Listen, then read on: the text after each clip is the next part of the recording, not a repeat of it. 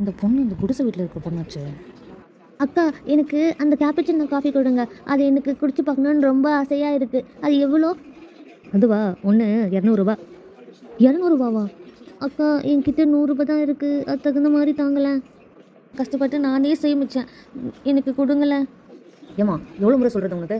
அதெல்லாம் கொடுக்க முடியாது. 100 ரூபாய்க்குலாம் கேப்புச்சினோ வராது. எங்ககிட்ட இருக்கிறது 200 ரூபா தான். அந்த காசை கொடுத்துட்டு குடிச்சிட்டு போயிட்டே இரு. அப்படி இல்லைன்னா காசு இல்லைன்னா எதுக்கு இங்கே வரீங்க? Ladies and gentlemen, I'm excited to introduce a new teen model for my product. Let's welcome Manasa.